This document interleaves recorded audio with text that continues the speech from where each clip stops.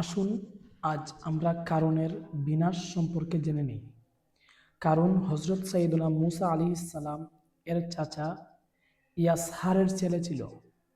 আল্লাহ পাক তাকে অশেষ সম্পদ দ্বারা ধন্য করছিলেন। এমনকি তার ধনভাণ্ডারের চাবিসমূহ এমন ৪০ জন লোক বহন করত, যারা সাধারণ পুরুষের চেয়ে বেশি শক্তিশালী ছিল। আল্লাহ পাক কুরআনুল কারীমের মধ্যে বলেন, ওয়া আতাইনাহু মিনাল কুনুজি মা ইন্না মাফাতিহাহু লাতানূউ বিল উসবাতি উলিল কুওয়া। আর আমি তাকে এত ধনভাণ্ডার দান করছি, যেগুলোর চাবি একটা বলবান দলের উপরও ভারী ছিল। যখন আল্লাহ পাক বনী ইসরাইলের উপর জাকাতের হুকুম অবতীর্ণ করলেন, তখন কারুন হযরত সাইয়েদনা মূসা আলাইহিস সালাম এর নিকট এলো এবং তার সাথে এটা নির্ধারণ করলো যে ১,০০০ দিনারের পরিবর্তে ১,০০০ দিনার, ১,০০০ দিরহামের পরিবর্তে ১,০০০ দিরহামের পরিবর্তে ১ দিরহাম আর ১,০০০ ছাগলের পরিবর্তে একটি ছাগল প্রদান করবে এবং অনুরূপভাবে অন্যান্য বস্তু ১,০০০ ভাগের ১ ভাগ জাকাত দিবে। সুতরাং যখন সে ঘরে ফিরে সম্পদের জাকাত হিসাব করল, তখন তা অনেক সম্পদে পরিণত হল। তার নফস এতগুলো সম্পদ দেওয়ার সাহস করল না। সুতরাং সে বনী ইসরাইলদেরকে জড়ো করল যে, তোমরা মূসা আলাইহিস সালাম এর সকল কথায় আনুগত্য করো। এখন তো তিনি তোমাদের সম্পদকে গ্রাস করতে চায়। তোমরা কি বলো? তারা বলল, তুমি হচ্ছ আমাদের বড়, যা ইচ্ছা আদেশ দাও। কারণ বলল, অমুক নষ্টা মহিলার নিকট যাও এবং তার সাথে টাকার বিনিময়ে একটি চুক্তি করো। সে হযরত মূসা আলাইহিস সালাম এর বিরুদ্ধে অপবাদ দেবে।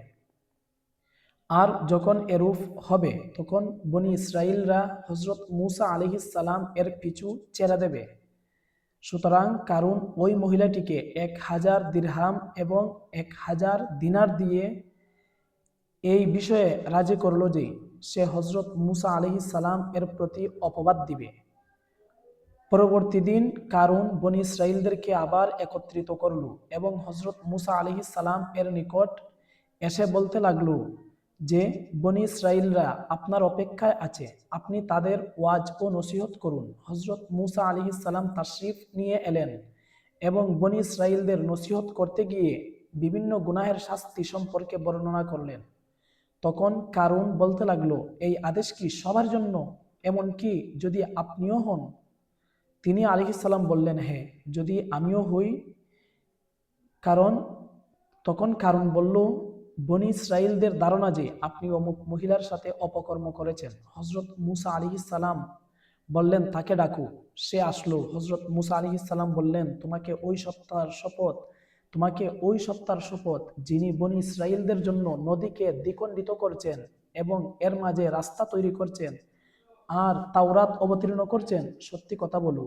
সে মহিলা ভয় পেয়ে গেল এবং তার আল্লাহ পাকের রাসূলের প্রতি অপবাদ দিয়ে তাকে কষ্ট দেওয়ার সাহস হলো না। সে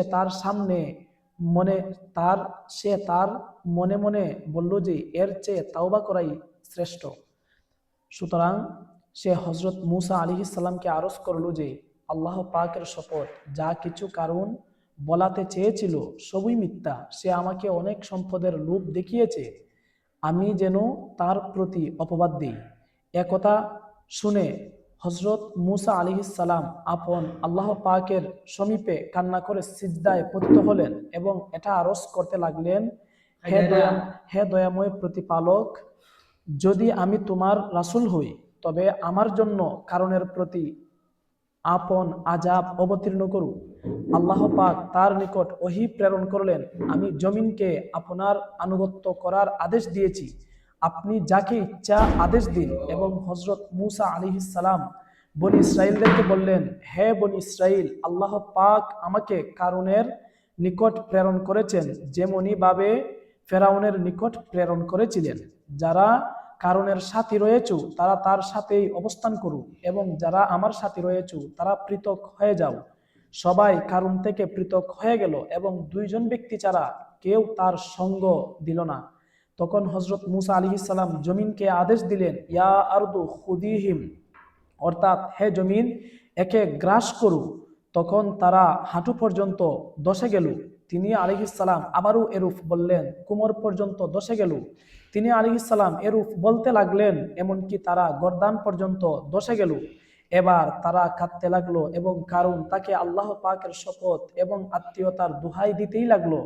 কিন্তু হযরত মূসা আলাইহিস সালাম জালালি হওয়ার কারণে ভ্রুক্ষেপ করলেন না, এমনকি তারা একেবারেই দশে গেল এবং মাটি সমতল হয়ে গেল।